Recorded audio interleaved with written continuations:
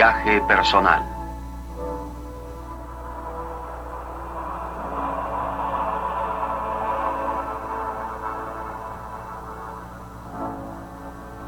Viajes en el tiempo y el espacio.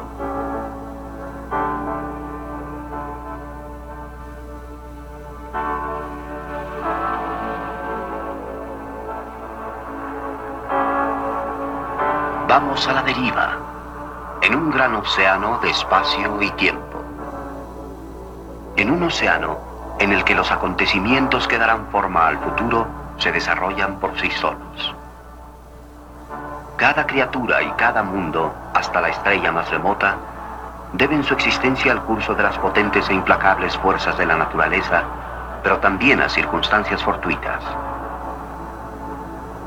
Somos llevados por nuestro planeta alrededor del Sol.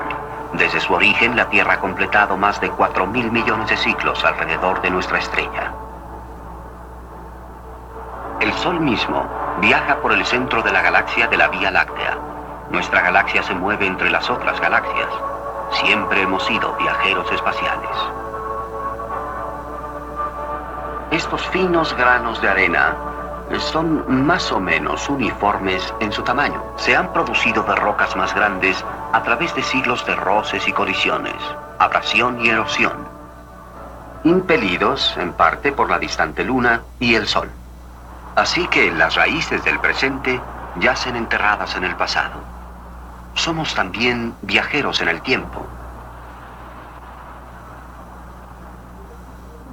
Pero atrapados en la Tierra, no hemos tenido opción en cuanto a dónde vamos en el tiempo y el espacio, ni a qué velocidad.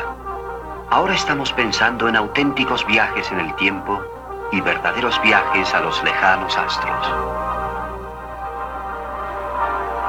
Este puño de arena contiene aproximadamente 10.000 granos. Es más que el número total de estrellas que podemos ver a simple vista en una noche clara. Pero el número de estrellas que podemos ver es solo una insignificante fracción de las estrellas que existen. Lo que podemos ver por la noche es solo un número mínimo de las estrellas más cercanas y algunas otras brillantes y más distantes como regalo adicional. Entre tanto, el cosmos tiene riqueza sin límite. El número total de estrellas en el universo es mayor que todos los granos de arena de todas las playas del planeta Tierra. Hace mucho tiempo, antes de que descifráramos que las estrellas son soles distantes, nos parecía que formaban figuras en el cielo. Sencillamente sigamos los puntos. Es la constelación llamada Gran Cucharón, Osa Mayor en Norteamérica. Ha tenido muchas otras encarnaciones. Cada cultura, antigua y moderna, ha colocado sus emblemas e interpretaciones en las estrellas. Desde un burócrata chino hasta una carreta alemana. Pero las culturas muy antiguas hubieran visto diferentes constelaciones. Porque las estrellas se mueven con relación unas de otras. Podemos dar a una computadora las posiciones tridimensionales actuales y los movimientos de las estrellas cercanas. Y después aplicar estos patrones hacia atrás en el tiempo. Cada constelación es solo un cuadro en una película cósmica. Pero como nuestra vida es tan corta en relación a los patrones estelares que cambian muy lentamente, nos inclinamos a pensar que no se mueven. Hace 1 millón de años no existía la Osa Mayor. Nuestros antepasados, mirando y maravillándose de las estrellas, vieron alguna otra imagen en los cielos nórdicos. También podemos correr una constelación hacia adelante en el tiempo. Leo, por ejemplo, para ver cuáles serán los patrones de las estrellas en el futuro. Dentro de 1 millón de años, Leo podría ser llamada la constelación de radiotelescopio. Aunque supongo que para entonces el radiotelescopio será tan obsoleto como lo es ahora la lanza con punta de piedra. Aquí está la constelación de Cetus o ballena.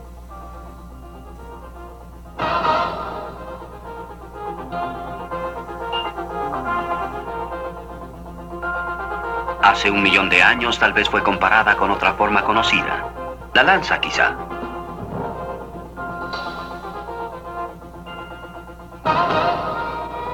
Vayamos rápidamente hacia adelante a través de 1.000 millones de noches.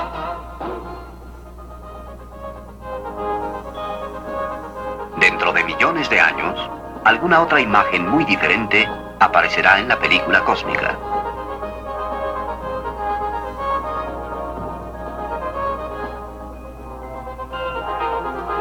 En Orión, el cazador, las cosas están cambiando, no solo porque las estrellas se mueven, sino también porque están evolucionando. Muchas de las estrellas de Orión son calientes, jóvenes y de corta vida. Nacen, viven y mueren en el lapso de unos cuantos millones de años. Si aceleramos esta supuesta película cósmica hacia adelante en el tiempo, veremos el nacimiento y la muerte explosiva de decenas de estrellas. Aparecerán brillando y apagándose como luciérnagas en la noche. Si esperamos lo suficiente, veremos cambiar las constelaciones. Pero si nos adelantamos suficientemente, también veremos la alteración de los patrones de las estrellas. Las constelaciones de 2 dimensiones son únicamente la apariencia. En realidad son estrellas esparcidas en 3 dimensiones. Algunas son débiles y cercanas y otras brillantes, pero más lejanas. Nos preguntamos si podría un viajero espacial ver cambiar los patrones de la constelación. Para eso se necesitaría viajar más o menos la distancia que nos separa de esa constelación. Aquí estamos viajando cientos de años luz en un círculo completo alrededor de las estrellas de la Osa Mayor o Big Dipper. Los habitantes de planetas alrededor de otras estrellas verán constelaciones diferentes a las que vemos nosotros porque sus posiciones son diferentes.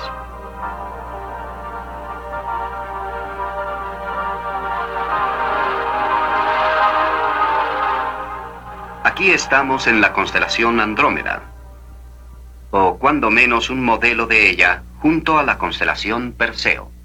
Andrómeda, según lo narra la mitología griega, fue la joven a quien salvó Perseo de un monstruo marino. Esta estrella, justo arriba de mi cabeza, es Beta Andrómeda, la segunda estrella más brillante en la constelación. Se encuentra a 75 años luz de la Tierra. La luz por la cual vemos a esta estrella ha pasado 75 años atravesando el espacio interestelar en su viaje a la Tierra. En el caso poco probable de que Beta Andrómeda hubiese explotado el martes hace 8 días, no nos enteraríamos hasta dentro de 75 años, hasta que esta interesante información, viajando a la velocidad de la luz, cruzara las enormes distancias interestelares.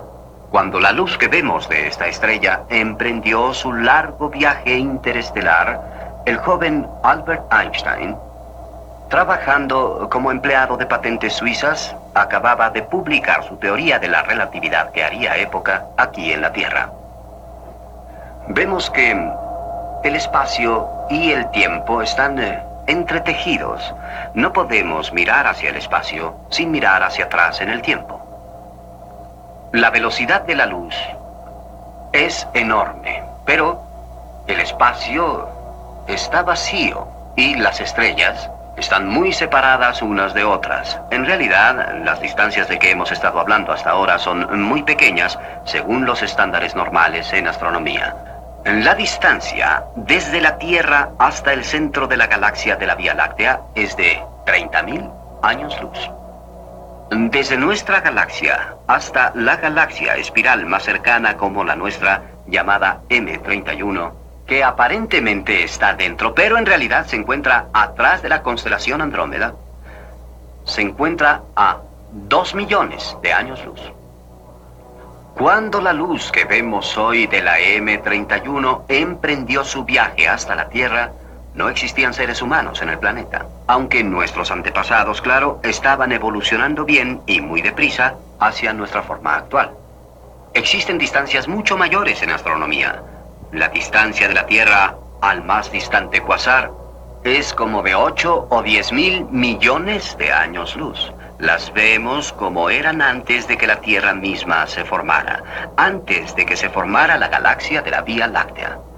Los vehículos espaciales más rápidos que haya lanzado la especie humana son las naves espaciales viajero. Están viajando tan deprisa que solamente son 10.000 veces más lentos que la velocidad de la luz. La nave espacial viajero tardará 40.000 años para cubrir la distancia hasta las estrellas más cercanas y ni siquiera va en dirección de las estrellas más cercanas. Pero ¿existe un método por el cual podríamos viajar en un tiempo convenientemente corto hacia las estrellas? ¿Podemos viajar a una velocidad cercana a la de la luz? ¿Qué magia tiene la velocidad de la luz? ¿No podemos viajar a una velocidad mayor? Pues resulta que hay algo muy extraño en la velocidad de la luz.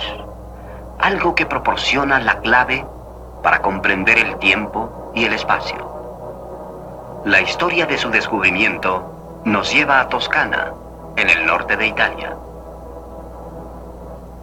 Por este lugar parece no haber pasado el tiempo. Hace un siglo probablemente tenía la misma apariencia que ahora.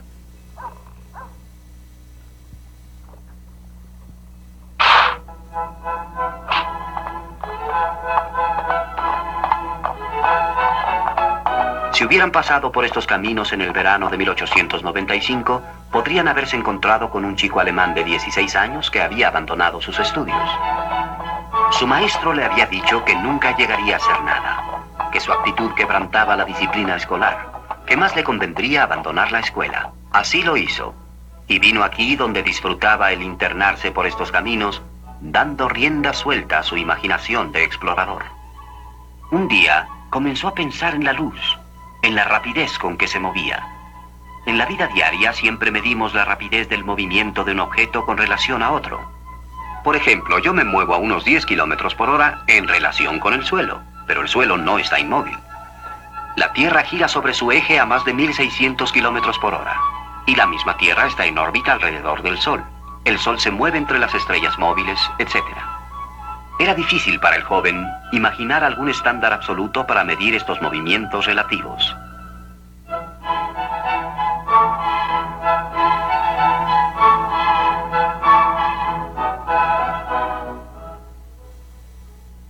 Sabía que las ondas de sonido son vibraciones de aire, y su velocidad se mide en relación con la Tierra misma. Pero la luz del Sol viaja a través del espacio exterior. ¿Entonces las ondas de luz se mueven en relación a otra cosa? Si así fuera, la gran incógnita era ¿en relación a qué? El nombre de este adolescente rebelde era Albert Einstein, y sus cavilaciones cambiaron el mundo.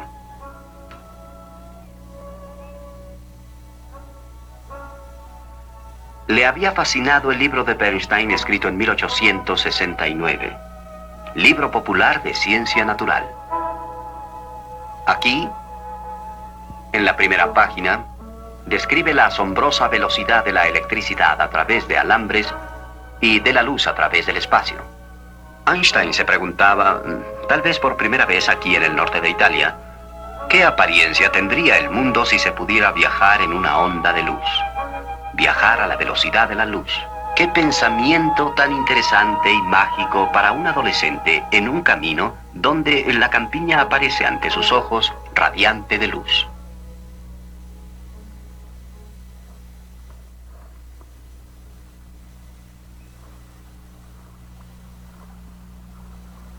Desde luego, no se daría uno cuenta de que está en una onda de luz y viaja con ella.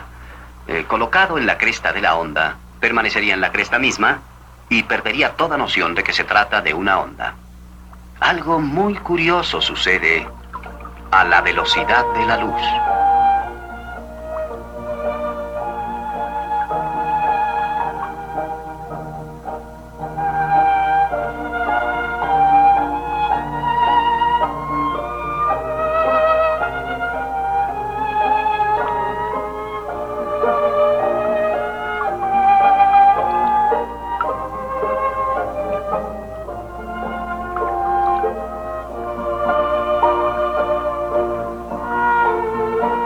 Cuanto más pensaba Einstein en estas preguntas, más difíciles se tornaban.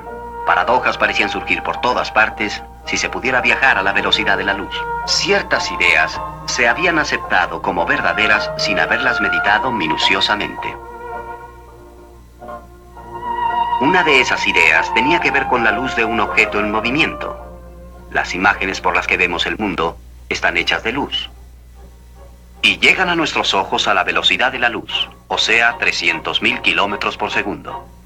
Bien podría pensarse que mi imagen debería moverse delante de mí a la velocidad de la luz más la velocidad de la bicicleta. Si me muevo hacia ustedes con más rapidez que una carreta con caballo, entonces mi imagen debería acercarse a ustedes con esa misma rapidez. Mi imagen debería llegar primero. pero en realidad no se percibe ningún retraso de tiempo. Al evitar una colisión, por ejemplo, uno ve que todo sucede al mismo tiempo. Caballo, carreta, viraje, bicicleta, todo simultáneo. Pero ¿cómo se vería si fuera correcto sumar las velocidades? Puesto que voy hacia ustedes, sumarían mi velocidad a la velocidad de la luz. Y así mi imagen debería llegar antes que la imagen del caballo y la carreta. Yo iría en bicicleta hacia ustedes normalmente, y de pronto, la colisión me parecería inminente. Pero ustedes me verían virar sin razón aparente para evitar una colisión con nada. El caballo y la carreta no se dirigen hacia ustedes. Su imagen debería llegar solo a la velocidad de la luz. A mí podría parecerme que casi había ocurrido la colisión, y a ustedes que ni siquiera me había acercado a tal punto. En experimentos precisos de laboratorio, los científicos jamás han observado tal fenómeno. Si hemos de entender el mundo, si hemos de evitar las paradojas lógicas al viajar a altas velocidades, entonces existen ciertas reglas que deben observarse. Einstein llamó a estas reglas teoría especial de la relatividad. La luz que proyecta un objeto viaja a la misma velocidad, ya sea que éste permanezca quieto o en movimiento. No sumarás mi velocidad a la velocidad de la luz, como tampoco ningún objeto material puede viajar a la misma o a mayor velocidad que la luz. No existe nada en física que nos impida viajar tan cerca como se quiera a la velocidad de la luz. Al 99.9% de la velocidad de la luz quizás sí, pero no importa el esfuerzo que se haga, nunca se podrá alcanzar el último punto decimal. Para que el mundo sea consistentemente lógico, debe existir un límite de velocidad cósmica. El chasquido de un látigo se debe a que la punta se mueve con mayor rapidez que la velocidad del sonido. Forma una onda de choque, un pequeño trueno sónico en la campiña italiana. El trueno tiene un origen similar, como también el sonido de un avión supersónico. Entonces, ¿por qué es una barrera la velocidad de la luz más que la velocidad del sonido? La respuesta no es únicamente que la luz es 1.000.000 de veces más veloz que el sonido. No es solo un problema de ingeniería como el avión supersónico. Por el contrario, la barrera de la luz es una ley fundamental de la naturaleza tan básica como la gravedad. Einstein encontró su estructura absoluta para el mundo, este fuerte pilar entre todos los movimientos relativos del cosmos. La luz mantiene su velocidad sin alterarse por el movimiento de su origen. La velocidad de la luz es constante, relativa a todo lo demás. Nada podrá jamás alcanzar a la luz. La teoría fundamental de Einstein de no poder superar la velocidad de la luz choca con nuestro sentido común. Pero ¿por qué habíamos de esperar que nuestra noción del sentido común fuera confiable en un asunto de este tipo? ¿Por qué habría nuestra experiencia limitada y circunstancial de constreñir las leyes de la naturaleza a 300.000 kilómetros por segundo? La relatividad pone límites a lo que los humanos pueden hacer en última instancia. El universo, después de todo, no está obligado a colocarse en perfecta armonía con las ambiciones humanas. Imaginemos un lugar donde la velocidad de la luz no tiene su verdadero valor de 300.000 kilómetros por segundo, sino mucho menor. Digamos 40 kilómetros por hora como velocidad límite. Lo mismo que en las carreteras del mundo. Nunca podremos alcanzar la velocidad de la luz. El mandamiento sigue vigente aquí. No viajarás con más rapidez que la luz. Pero podemos hacer experimentos mentales sobre lo que ocurre cerca de la velocidad de la luz. En este caso a 40 kilómetros por hora, la velocidad de una motoneta. No se pueden quebrantar las leyes de la naturaleza. No existe pena contra ello. El mundo verdadero y este mundo supuesto están hechos de tal forma que no puede ocurrir una transgresión. La tarea de la física es averiguar cuáles son esas leyes. Antes de Einstein, los físicos pensaban que existían marcos de referencia privilegiados, algunos sitios y tiempos, contra los cuales todo lo demás debería medirse. Einstein encontró una idea similar en los asuntos humanos. La idea de que las costumbres de una nación en particular, su Alemania nativa, Italia o cualquier otra, son el patrón contra el cual deben ser medidas otras sociedades. Pero Einstein rechazaba el estridente nacionalismo de su época. Él creía que cada cultura tiene su propio valor. Y también en física comprendió que no existen marcos de referencia privilegiados. Cada observador en cualquier sitio, tiempo o movimiento tiene que deducir las mismas leyes de la naturaleza. La velocidad es simplemente qué distancia se recorre en un tiempo señalado. Lo sabe cualquier joven en una motoneta. Puesto que cerca de la velocidad de la luz no podemos sencillamente sumar velocidades, las nociones familiares de espacio absoluto y tiempo absoluto, independientemente de su movimiento relativo, caen por tierra. Es por eso, como demostró Einstein, que al acercarse a la velocidad de la luz, suceden cosas extrañas. Ahí, nuestra perspectiva convencional de tiempo y espacio cambia curiosamente. Su nariz está un poco más cerca de mí que sus orejas.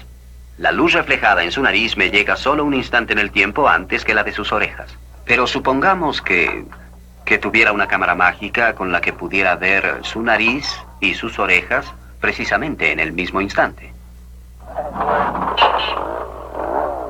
Con una cámara así, podrían tomarse fotografías muy interesantes.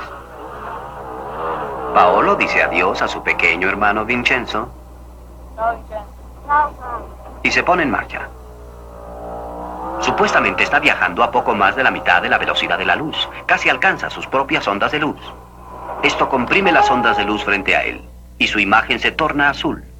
Esta onda más corta es lo que hace que ciertas ondas de luz sean azules. Además, Paolo se vuelve más delgado en dirección al movimiento. Esto no es solo una ilusión de óptica. Realmente sucede cuando se viaja cerca de la velocidad de la luz. Mientras sigue corriendo, deja tras de sí una estela de ondas de luz. Las ondas de luz largas son rojas. Por lo tanto, la imagen que deja tras de sí se colorea de rojo. Y ahora, Paolo emprende un paseo por la campiña. Y experimenta algo aún más extraño. Todo lo que puede ver está comprimido en una ventana en movimiento justo delante de él. Azul fugaz en el centro y rojo fugaz en las orillas. A un transeúnte, Paolo parecerá azul fugaz al acercarse y rojo fugaz al alejarse. Pero para él, el mundo entero va y viene casi a la velocidad de la luz. Las casas y los árboles que ya ha pasado de largo aún se le aparecen a la orilla de su campo visual delantero, pero distorsionados y coloreados de rojo. Cuando disminuye la velocidad, todo vuelve a la normalidad. Solamente muy cerca a la velocidad de la luz, el mundo visible se comprime en una especie de túnel. Realmente se podrían ver estas distorsiones si pudiéramos viajar cerca de la velocidad de la luz. Algún día tal vez navegantes interestelares podrán orientarse por las estrellas detrás de ellos, cuyas imágenes se habrán agrupado en la pantalla visual delantera. Uno de los aspectos más extraños de viajar cerca de la velocidad de la luz es que el tiempo se retrasa.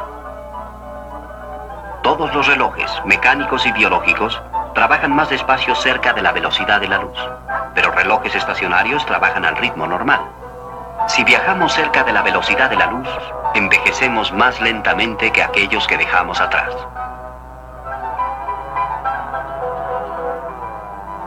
El reloj de Paolo y su sentido interno del tiempo muestran que ha estado alejado de sus amigos durante unos cuantos minutos.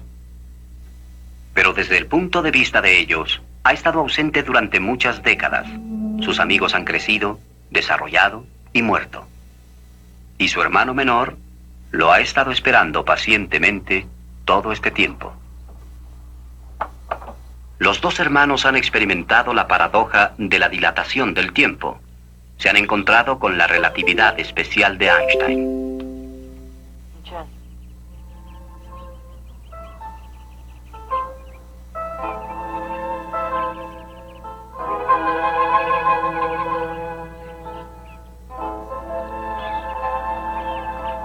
Este fue solamente un experimento mental, pero partículas atómicas viajando cerca de la velocidad de la luz sí se descomponen más lentamente que partículas estacionarias.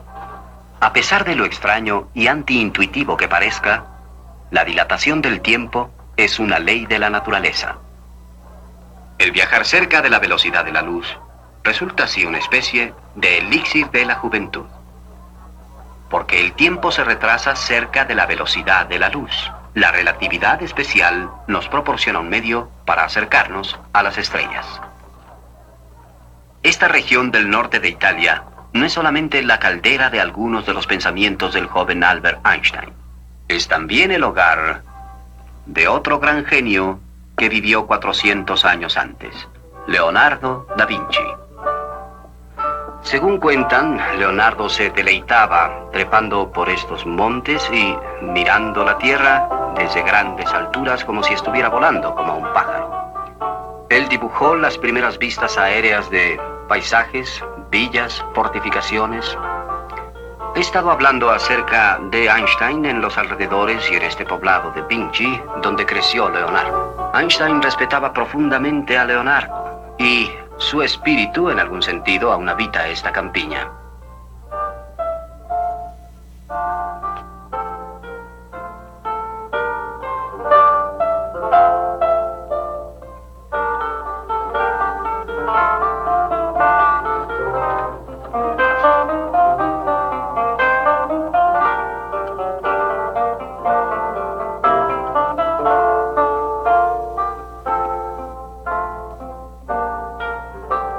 Entre los muchos campos en que Leonardo descolló, pintura, escultura, arquitectura, historia natural, anatomía, geología, ingeniería, tanto civil como militar, tenía una gran pasión.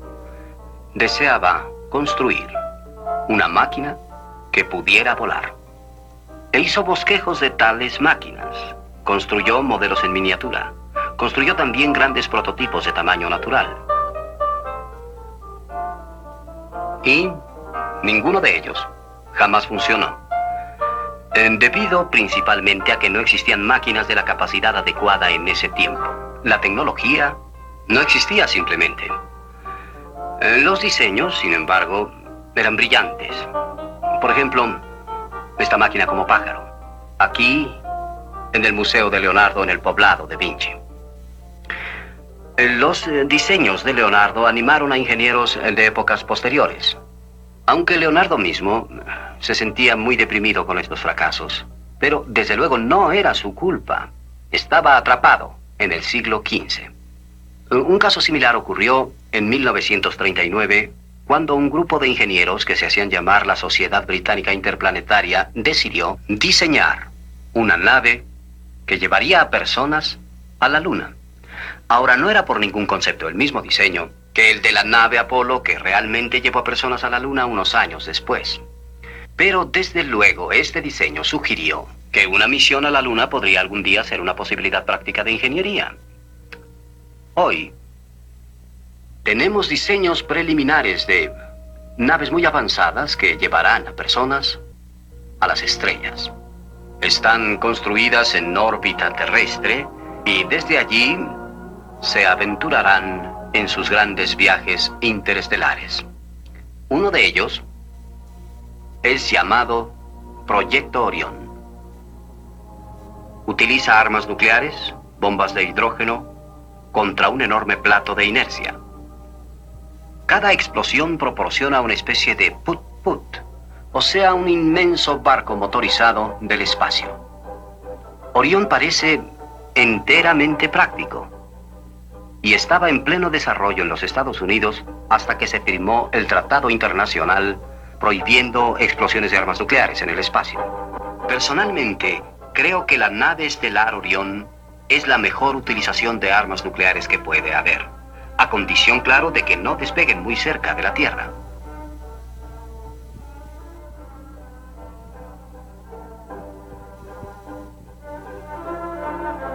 El proyecto Daedalus es un reciente diseño de la Sociedad Británica Interplanetaria. Presupone la existencia de un reactor de fusión nuclear. Algo más seguro e incomparablemente más eficiente que las actuales plantas de fuerza de fusión nuclear. Todavía no tenemos reactores de fusión. Un día, muy pronto, tal vez los tengamos.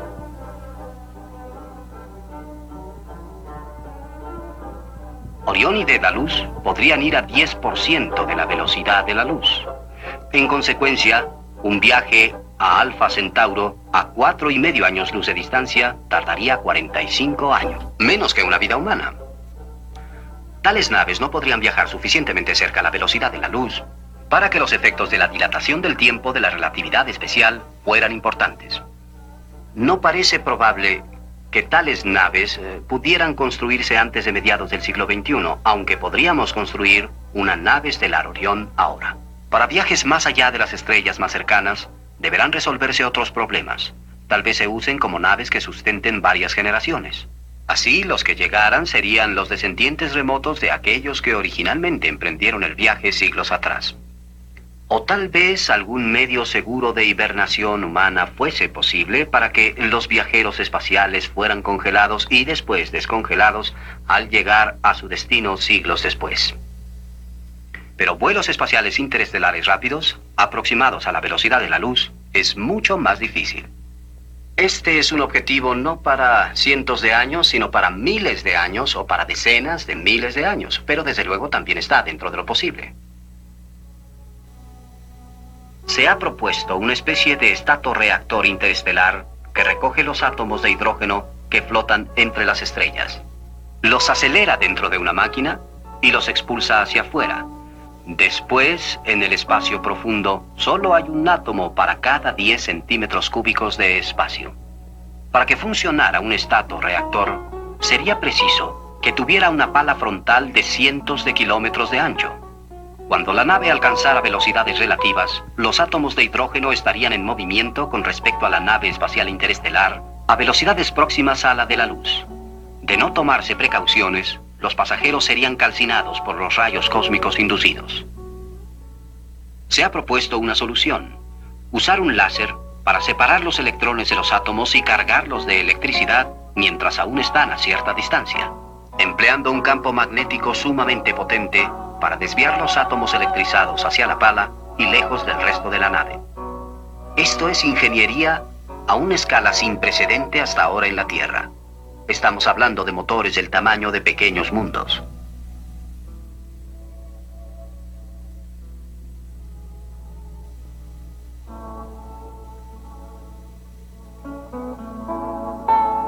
Supongamos que la nave espacial está diseñada para acelerar a la unidad gravitacional para poder estar cómodos a bordo.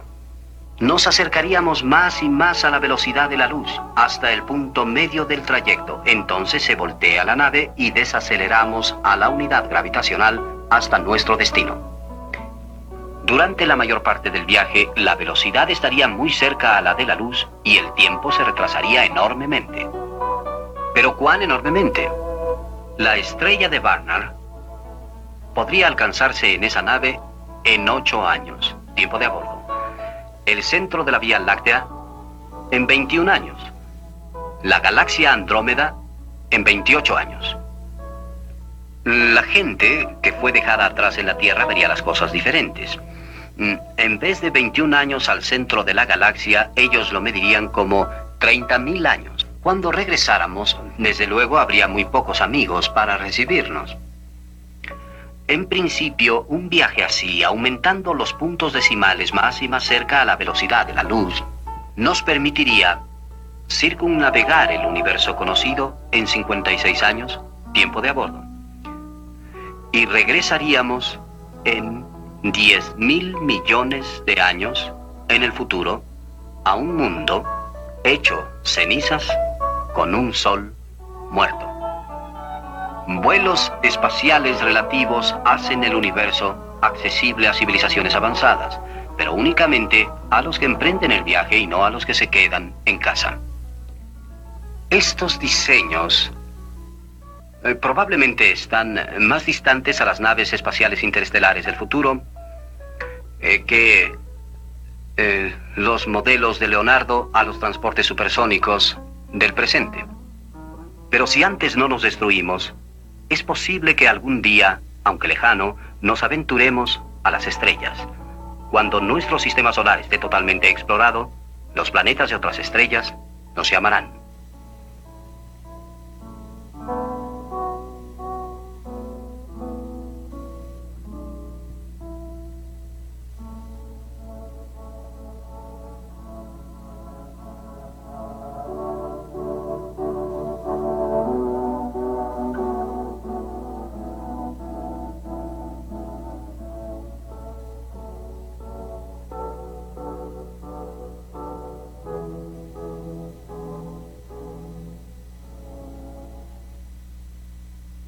Los viajes en el espacio y los viajes en el tiempo guardan una relación.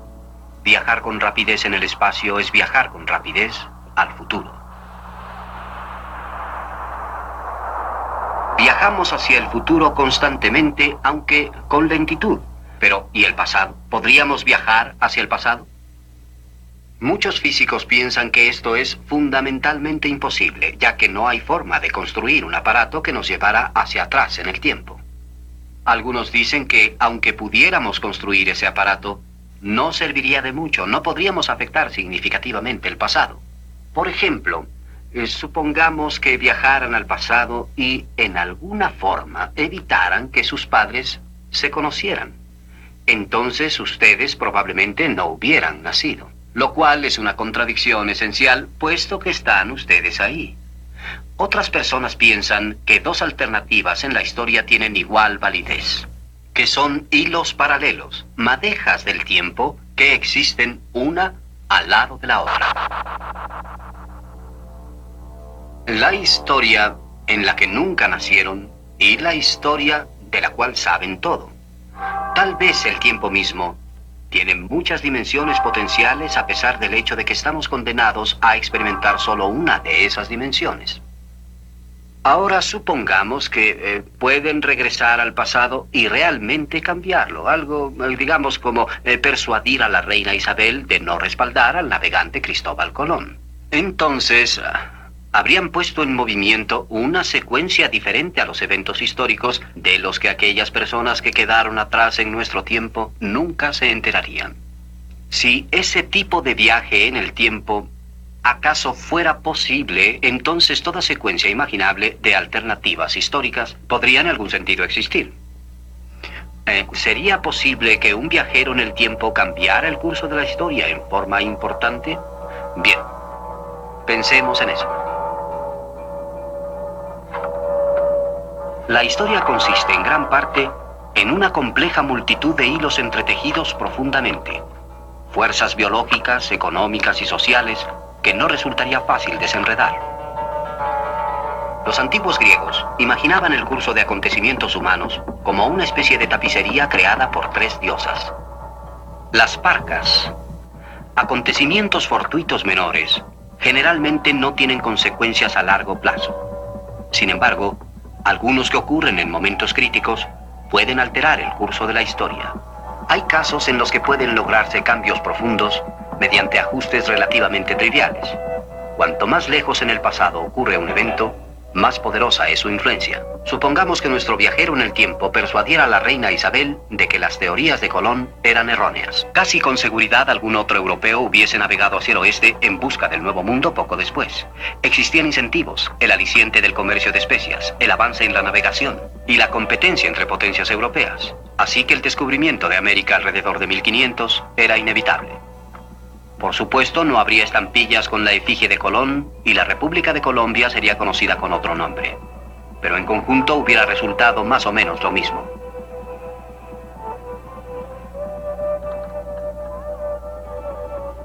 Para poder afectar el futuro profundamente, un viajero en el tiempo tendría que seleccionar, probablemente tendría que intervenir en una serie de eventos que fueran seleccionados cuidadosamente para que pudieran cambiar el curso de la historia. Sin duda es una fantasía encantadora la posibilidad de explorar esos otros mundos que nunca existieron. Si tuviéramos la máquina del tiempo de H.G. Wells, tal vez podríamos entender cómo se hace realmente la historia. Si alguna persona aparentemente fundamental no hubiera existido, Pablo el Apóstol o Pedro el Grande o Pitágoras, ¿qué tan diferente sería en realidad el mundo? Y si las tradiciones científicas de los antiguos griegos jónicos hubieran prosperado y florecido, se hubiera necesitado en ese tiempo que muchos factores sociales fueran diferentes, incluyendo el sentimiento común de que la esclavitud era correcta y natural. ¿Qué hubiera ocurrido si esa luz que apareció en el Mediterráneo oriental hace unos 2500 años no se hubiese apagado? ¿Qué hubiese ocurrido si el método científico y la experimentación hubieran seguido vigorosamente 2000 años antes de la revolución industrial, nuestra revolución industrial? ¿Y dónde estaríamos si ese nuevo modo de pensar, el método científico, hubiera sido generalmente apreciado? Creo que hubiéramos ahorrado por lo menos 10 o 20 siglos. Quizá las contribuciones científicas de Leonardo hubieran sido hechas 1000 años antes, y tal vez las contribuciones de Einstein 500 años antes. No quiero decir que esas contribuciones hubieran sido hechas por esas personas, ya que ellos vivieron en el tiempo en que vivieron. Si los jonios hubieran triunfado, pienso que ahora estaríamos camino a las estrellas.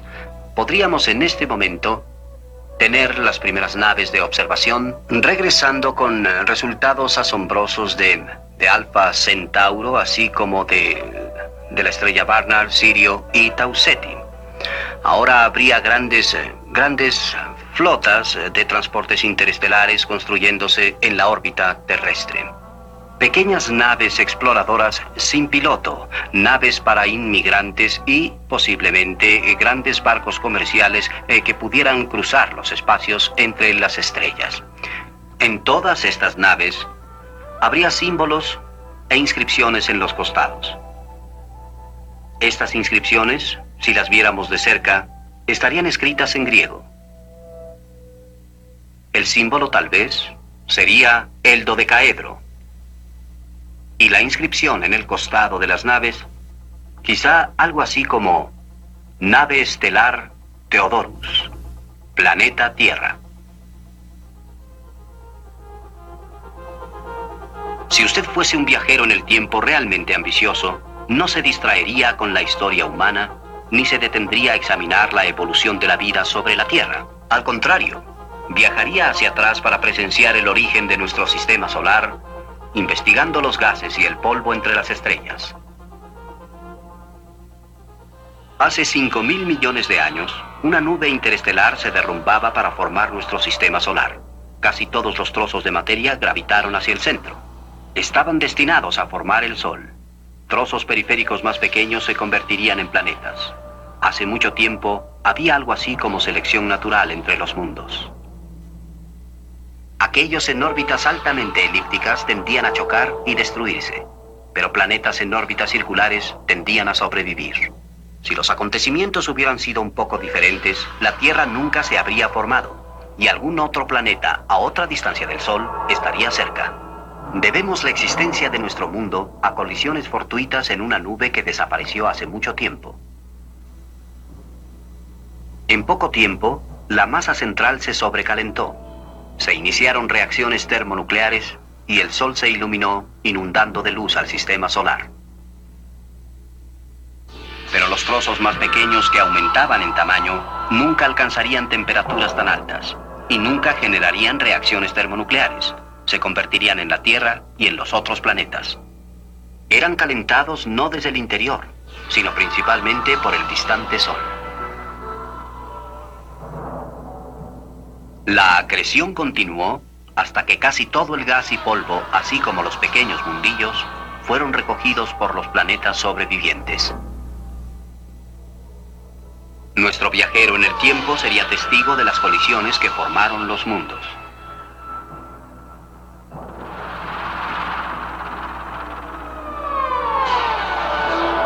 Con excepción de los cometas y asteroides, el caos del primitivo sistema solar se redujo a una simplicidad asombrosa.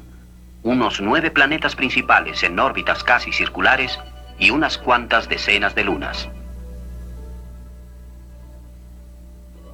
Ahora, tomemos un punto de vista diferente.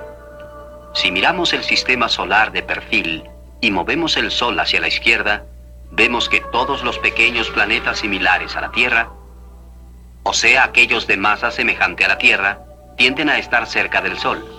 Pero los planetas jovianos tienden a estar mucho más lejos del Sol. ¿Es necesario que sea así? Estudios computarizados sugieren que puede haber muchos sistemas parecidos alrededor de otras estrellas, con los planetas similares a la Tierra más cerca y los planetas jovianos más lejos. Pero algunos sistemas podrían tener jovianos y planetas similares a la Tierra revueltos. Puede haber grandes mundos como Júpiter en otros cielos. Rara vez los planetas jovianos podrían formarse cerca de la estrella. y los planetas similares a la Tierra alejarse hacia el espacio interestelar. Nuestro orden familiar de planetas es tal vez un solo caso típico en la vasta extensión de sistemas.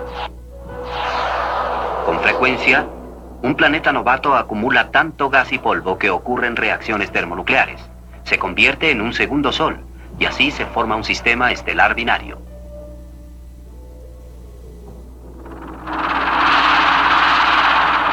Desde la mayoría de estos mundos, las vistas serían deslumbrantes. Ninguno de ellos sería idéntico a la Tierra. Unos cuantos serían hospitalarios, otros hostiles. Donde hay dos soles en el cielo, cada objeto proyectará dos sombras.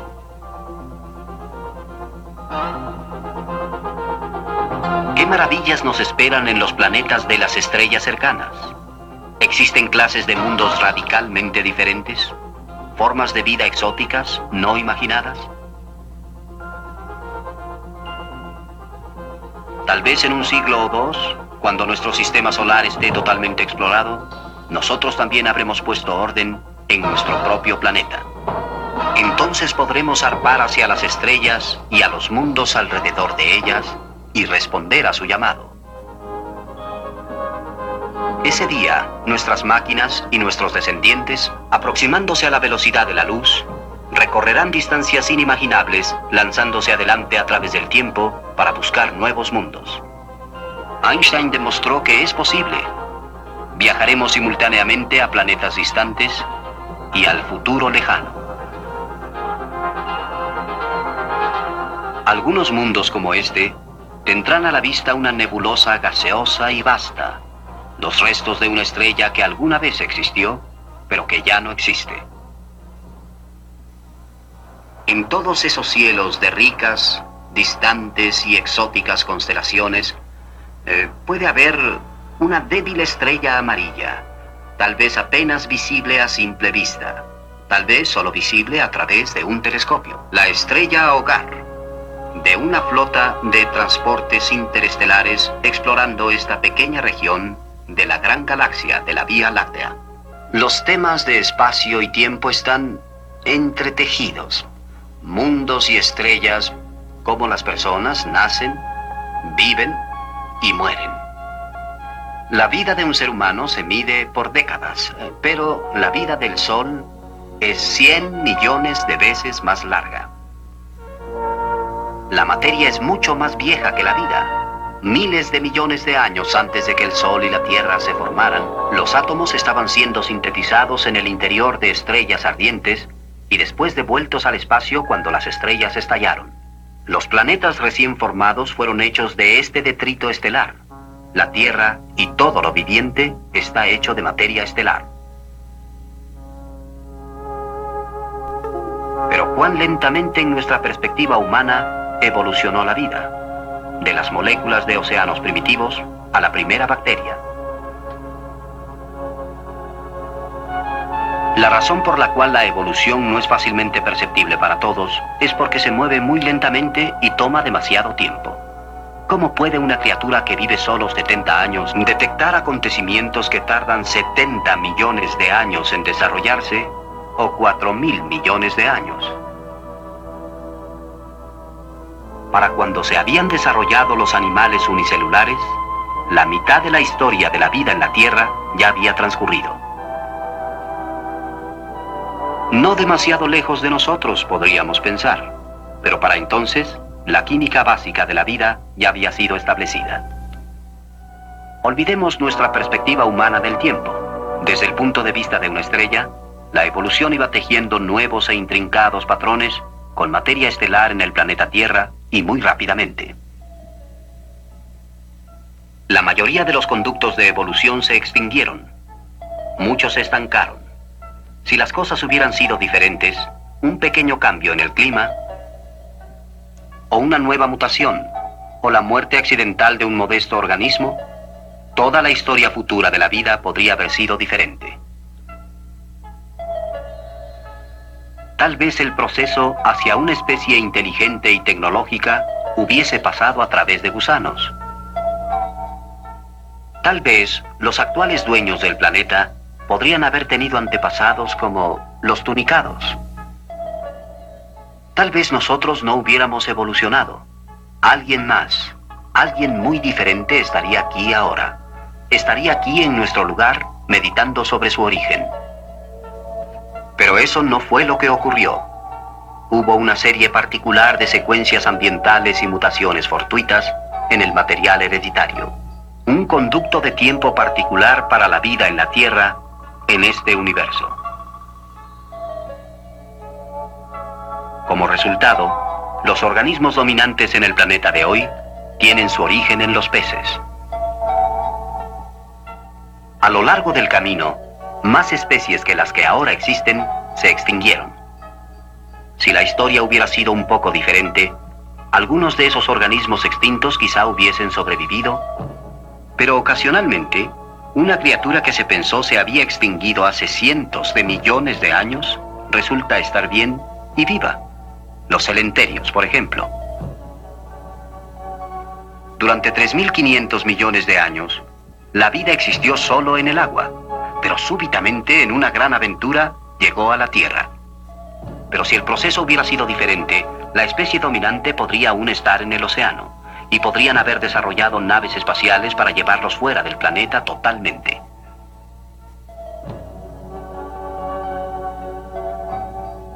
A partir de nuestros antepasados, los reptiles desarrollaron muchas características que sobrevivieron hasta llegar a los dinosaurios.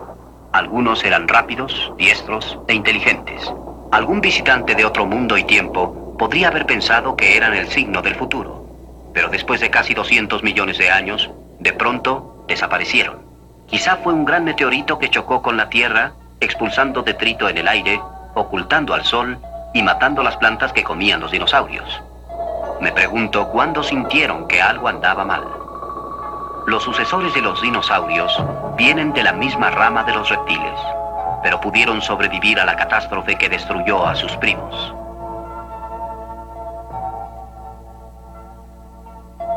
Nuevamente hubo muchas ramas que se extinguieron, y de nuevo, si los acontecimientos hubieran sido otros, esas ramas podrían haber llegado a ser la forma dominante de hoy. Durante 40 millones de años, un visitante no se hubiera impresionado mucho por estas tímidas criaturas. Sin embargo, dieron origen a todos los mamíferos conocidos en la actualidad. Incluyendo, por supuesto, a los primates. Hace más de 20 millones de años, un viajero espacial hubiera reconocido que estos seres eran prometedores, listos, rápidos, ágiles, sociables y curiosos. Sus antepasados fueron una vez átomos hechos en las estrellas. Después simples moléculas, células sencillas, pólipos fijos en el suelo marino, peces, anfibios, reptiles, musarañas. Pero entonces bajaron de los árboles, caminaron erguidos, desarrollaron enormes cerebros, crearon cultura, inventaron implementos, dominaron el fuego. Descubrieron el lenguaje y la escritura. Desarrollaron la agricultura, construyeron ciudades y fundieron metales. Finalmente, viajaron a las estrellas, de donde habían venido hace 5.000 millones de años. Somos materia estelar. Materia estelar que ha tomado su destino en sus manos. El telar de tiempo y espacio ha logrado la transformación más asombrosa de la materia. Nuestro planeta es una pequeñísima parte de ese vasto tapiz cósmico, una tela estrellada con mundos aún por desarrollarse.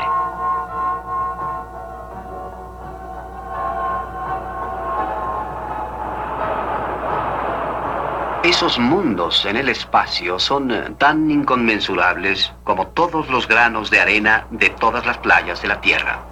Cada uno de esos mundos es tan real como el nuestro. En cada uno de ellos hay una sucesión de incidentes, eventos, acontecimientos que influyen en su futuro. Innumerables mundos, incontables momentos, una inmensidad de espacio y tiempo. En nuestro pequeño planeta, en este momento, nos enfrentamos a un punto crítico en la historia. Lo que hagamos con nuestro mundo en la actualidad se propagará a través de los siglos y afectará poderosamente el destino de nuestros descendientes. Está al alcance de nuestro poder el destruir nuestra civilización y tal vez nuestra especie también. Si sucumbimos a la superstición, la avaricia o la estupidez, podremos hundir nuestro mundo en una oscuridad más profunda que la época entre el colapso de la civilización clásica y el Renacimiento. Pero también somos capaces de usar nuestra compasión y nuestra inteligencia, nuestra tecnología y nuestra riqueza para proveer una vida abundante y significativa para cada habitante de este planeta, para acrecentar enormemente nuestra comprensión del universo y así llegar a las estrellas.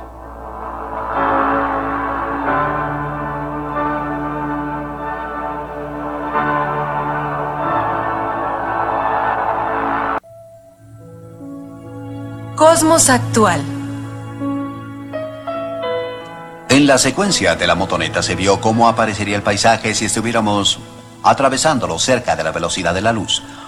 Desde entonces, inspirado por esta secuencia, Ping Kang-seung, de la Universidad de Carnegie Mellon, produjo una animación exacta por computadora. Esto veríamos si estuviéramos viajando a velocidad ordinaria a través de esta red en blanco y rojo, pero así es como aparecería si viajáramos por la misma ruta a una velocidad cercana a la de la luz. Tal vez estemos a muchos siglos de distancia de viajar cerca de la velocidad de la luz y experimentar la dilación del tiempo. Pero aún entonces, podría no ser suficientemente rápido si quisiéramos viajar a algún sitio distante en la galaxia y después volver a la Tierra en nuestra época. Varios años después de terminar Cosmos, tuve la oportunidad de tomarme un tiempo para escribir una novela. Una novela sobre viajes al centro de la galaxia de la Vía Láctea. Estaba dispuesto a imaginar seres y civilizaciones mucho más avanzadas que la nuestra, pero no estaba dispuesto a ignorar las leyes de la física. ¿Habría siquiera, en principio, una forma de llegar con rapidez a un lugar a 30.000 años luz de la Tierra? Le planteé esta pregunta a mi amigo Kip Thorne del Instituto Tecnológico de California. Kip es un experto en la naturaleza del espacio y el tiempo. Lo pensó durante un momento y luego respondió con unas 50 líneas de ecuaciones que indicaban que una civilización realmente avanzada podría haber establecido y abierto agujeros que serían como tubos a través de una cuarta dimensión que conectarían la Tierra con otro lugar en el universo sin tener que atravesar las distancias intermedias, algo parecido al agujero que hace un gusano en una manzana. Estuve muy complacido con este resultado y lo usé como trama clave en la novela. Pero esos agujeros negros serían también máquinas del tiempo, me parecía. Y también usé esa idea en mi novela Contacto. Los colegas de Kip Thorne más tarde probaron, y así lo parecía, que cierto tipo de viaje en el tiempo era posible. Aquí, en Viaje en el Tiempo, la cuestión clave que se está investigando es si se pueden hacer viajes semejantes con consistencia, en los que las causas precedan a los efectos en lugar de que sea la inversa. Se las ingenia la naturaleza para que aún con una máquina del tiempo podamos intervenir para evitar nuestra propia concepción, por ejemplo.